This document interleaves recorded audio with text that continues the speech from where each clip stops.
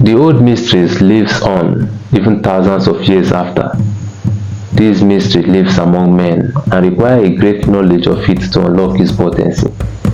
I have a story for you, and it is the mysteries of old.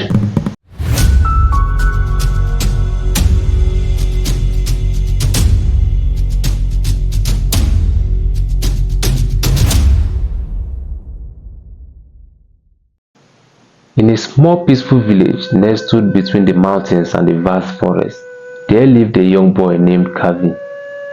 Kavi was known throughout the village for his stubbornness. Though he was loved by his family and friends, he often found himself at odds with others because of his headstrong nature. He always wanted to do things his own way, even when it led him into trouble.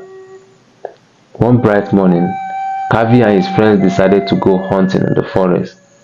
It was a rite of passage for the village boys, marking the transition from childhood to becoming young men. Armed with bows, arrows, and slingshots, they set out with excitement, chatting about what they might catch. The forest was dense and mysterious, but the boys had often ventured to its edge, never daring to go too far. As the group made their way deeper into the woods, Kavi's curiosity began to take hold. He had always heard tales of the secrets hidden in the heart of the forest. Ancient trees, forgotten paths, and the places no one dared to go. While his friends focused on the hunt, Kavi's eyes wandered, looking for something more than just game. After a while, the group paused to rest by a stream. While his friends splashed in the water and laughed, Kavi's gaze turned to a narrow path leading away from the stream, deeper into the forest shadow. His heart raced with a mix of fear and excitement. He knew the stories. No one was supposed to venture too far into the forest, especially not alone. But Kavi's stubbornness flared up. He wanted to see what lay beyond, to find something no one else had seen. Without a word, Kavi slipped away from his friends. Following the narrow path, the trees grew taller and thicker as he ventured deeper, their branches intertwining above him, blocking out the sunlight. The air became cooler, and the forest seemed to grow quieter with every step. Soon, even the sound of the stream faded into the distance. Kavi walked for what felt like hours, driven by an inexplicable pull. The deeper he went, the more he felt like he was being led somewhere, by the forest itself, or perhaps something else. Finally, he stumbled upon a small clearing. In the center of the clearing stood a dark cave. The entrance of the cave was shrouded in shadow, with thick vines hanging down like curtains. Kavi hesitated for a moment, feeling a shiver of fear, but his stubbornness pushed him forward. This was what he had been looking for, something hidden, something mysterious. He stepped inside the cave, his eyes slowly adjusting to the dim light. The air was damp and cool, and the walls were sleek with moisture. As he ventured deeper into the cave, he noticed something glittering in the faint light. His heart skipped a beat. There in a small spot lay a shiny box. It was unlike anything Kavi had ever seen, covered in intricate carvings with strange symbols that seemed to glow faintly. The box was small enough to fit in his hands, but it radiated an air of ancient power. Kavi reached out and touched the box. It was cool to the touch, and for a moment he hesitated, feeling a strange sense of fear, but curiosity and stubbornness won out. He lifted the box carefully and placed it in his bag. He felt a strange urge to take it with him to uncover his mysteries. As he turned to leave the cave, Kavi felt a sudden sense of unease, as if the cave itself was watching him. But he shook off the feeling and hurried out, eager to return to the village with his find. Kavi made his way back through the forest, following the path he had taken. It wasn't long before he rejoined his friends, who were relieved to see him. They had been worried when they realized he had gone missing. Kavi brushed off their concerns. his mind still focused on the box in his bag. The group decided to head back to the village as the sun began to dip below the horizon. As they walked, Kavi couldn't stop thinking about the box. What was inside? What secret did it hold? By the time they reached the village, the question was burning in his mind. That night, in the privacy of his room, Kavi took out the box. He examined it closely, tracing the strange symbols with his fingers. It had no visible lock, but it was tightly sealed. He tried to open it gently, but it wouldn't budge.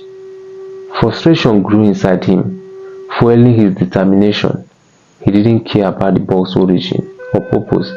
He just wanted to see what was inside. After several failed attempts, Kavi grabbed a small tool from his father's workbench. He wedged it into the seam of the box and forced it open. With all his might, there was a sharp crack as the seal broke. The box was sprung open, and for a moment, Kavi was filled with triumph. But that triumph was short-lived. As soon as the box opened, a cold gust of wind seemed to rush out, extinguishing the candles in his room. The air grew thick and heavy, and silence fell over the village. Then, without warning, the sky opened up, and the torrential downfall began. Rain fell in sheets, pounding against the roofs and the village houses, and storms continued through the night, and by morning, it showed no signs of stopping. Days passed and the rain continued. The rivers swelled, overflowing their banks, and the ground became saturated with water. Mudslides and erosion began to tear through the village, destroying homes and fields. The villagers were terrified. Never had they seen such relentless rain. It was as if the sky itself was weeping endlessly, threatening to drown them all. Rumors began to spread. Some said it was a curse, a punishment for some unknown sin. Others whispered that the forest spirits were angry. Kavi, however, knew deep down that the box was the cause. The strange sense of fear he had felt when he opened it now loomed over him like a dark cloud. As the situation grew worse, the village elders convened to discuss what could be done. They knew that if the rain did not stop soon, their entire village would be wiped out. It was then that Kavi, unable to bear the guilt any longer, stepped forward and confessed what he had done. "I found a box in the forest," he told the elders. "I brought it back to the village and forced it open. Ever since then, the rain hasn't stopped." The elders listened with grave expressions.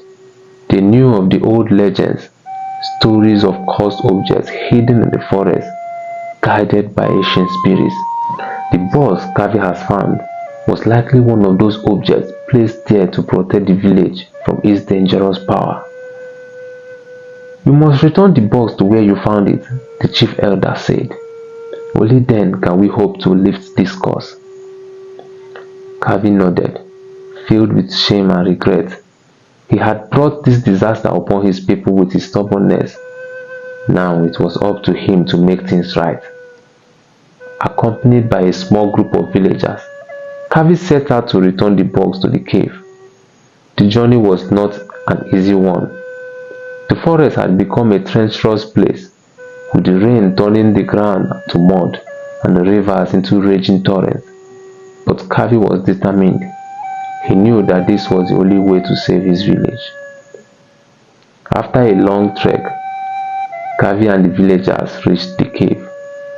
The entrance was as dark and scary as before, but Kavi didn't hesitate. He entered the cave and walked to the spot where he had found the box. He placed the box back in its original spot and stepped back. For a moment, nothing happened. The air was still heavy with tension, but then, as if in response, the ground beneath their feet rumbled, and a strange whispering wind filled the cave. The villagers exchanged nervous glances, but Kavi stood firm. He knew he had to trust that this was the right thing to do. Slowly, the whispers grew louder, swirling around them like a gust of wind. Then, just as suddenly as it had started, it stopped. Outside the cave, the rain began to ease. The dark clouds that had hung over the village for days started to break apart, allowing rays of sunlight to pierce through. By the time Kavi and the villagers made their way back to the village, the rain had stopped entirely. The village was a mess, with houses damaged and fields flooded, but the worst of the disaster had been averted. The villagers were exhausted but relieved. They gathered in the center square where Kavi stood before them, his head bowed in shame. "I am sorry," he said. "I let my stubbornness and curiosity endanger all of you. I should have listened to the warnings and respected the forest secrets." The chief elder placed a hand on Kavi's shoulder. "You made a mistake, but you also took responsibility and made things right. That is what matters." Thanks for watching this interesting story. Please subscribe and turn on your notification button for more stories like this. My name is Thank God, and this is SY Times.